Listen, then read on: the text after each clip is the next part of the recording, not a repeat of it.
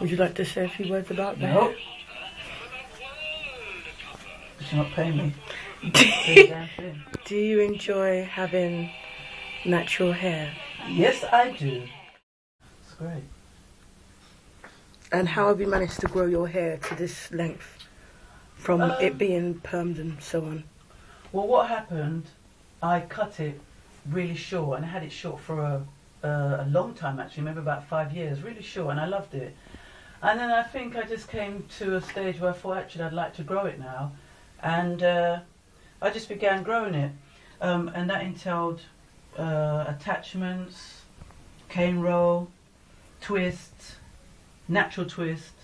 Only on one occasion did I twist it with extension, and it's just grown ever since, you know. And I'm also careful about the type of tools I use in my hair as well. I mean, nothing too abrasive, no brush that's too coarse, no comb that's too, you know, too hard and brittle. Hair doesn't like that. And this kind of hair, I think it likes to rest. It doesn't want people pulling through it, or myself pulling through it too often. So when I twist it, I leave my twisting for about roughly 2 months. Unless I had to do it, for example, if it begins to smell, or I've got somewhere to go and looks quite kind of not sharp enough for the occasion. But apart from that, no, I will. I'll leave it alone. It's nice, but as you can see, it's very thick, so it is difficult for me to be able to do something with it. But no, I wouldn't perm this. There's no way. No way. This is great. Lovely. Look at that. It feels good as well, you know. It feels really, really lovely. Look at that. It's lovely. Absolutely gorgeous hair. Why would I perm this? I mean, it's not going to happen. Yeah.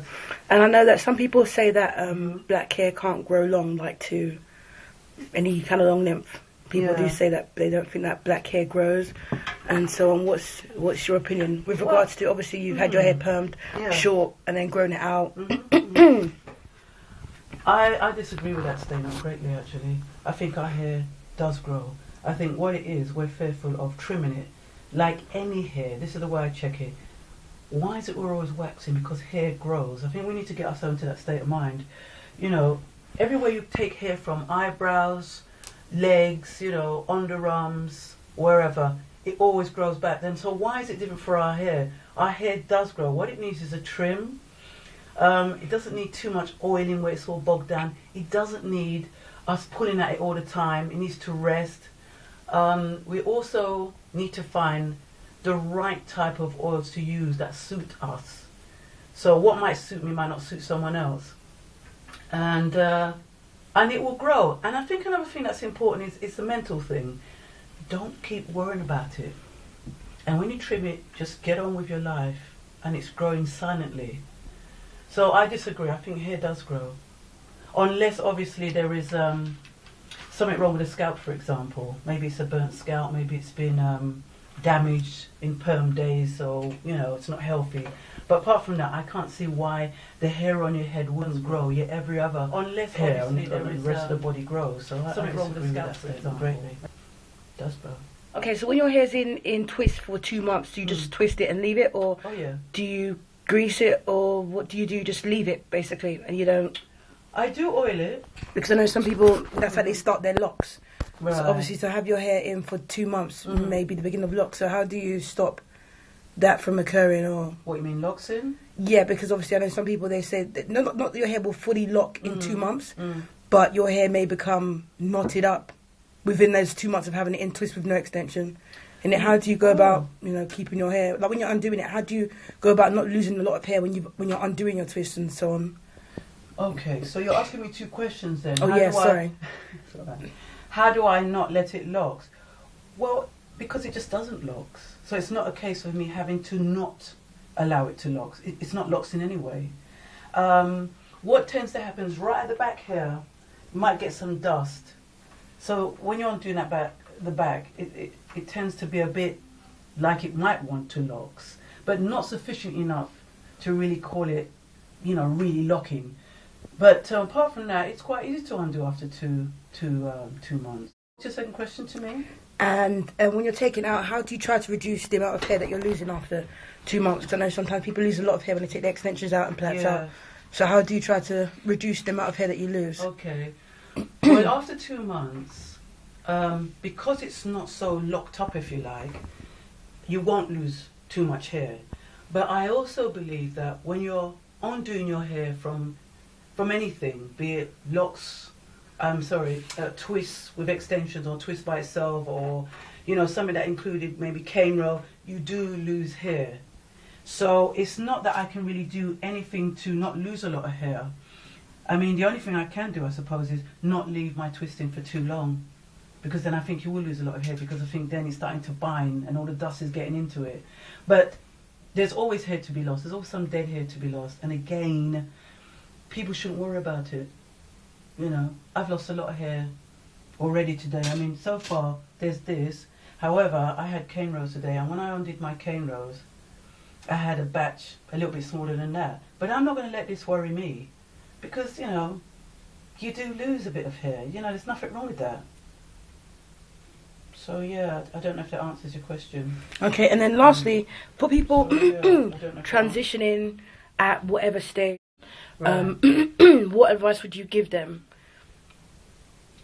I think if you've got perm, if your face suits it and you can get the courage, just cut the whole perm off, which is how I did it. I had a long hair, but I had one patch to stay, a very small patch.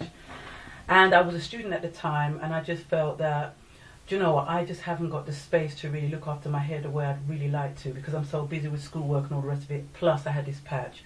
So what I did is I just took the whole thing off. So my advice would be, keep it real. If it is you want to make a transition, just cut the whole lot off. No, truly, have it short. Hopefully, you know, it will suit your face. And find an oil that suits you. Something that's not having your hair itchy or too dry. And transition. As it grows, keep trimming it slightly. Don't worry about it. Truly, have it short. Don't use awful tools, you know, hard brushes and hard combs on your hair. Find an oil that will grow. That's something that's not having your hair itchy. And that's exactly what I do. So I'm really talking about. I'm really advising to do what I've experienced, really, and it's worked for me. So yeah, that's what I would say. That's the transition. Just get brave about it. Keep it real. You want to change, then go for the change. Don't be messing around with half a hair of perm and below that quite a bit of natural hair. But what if someone's not brave enough to go for the chop, or they don't think their face will suit it? What would you suggest for them? They should just... Well, I mean, if they can wear a wig, if they're into that, then perhaps it would be good to maybe cut it down and put a wig on for a while until it gets to a certain length where they think they can maybe cane roll or twist it small or something like that. So that'd be another way around. Otherwise, then, if you're going to have the perm at the end and you're going to have your natural bit at the bottom, maybe this probably be better in the summer. Wear different scarves around the front. The roots get so tough when you do that.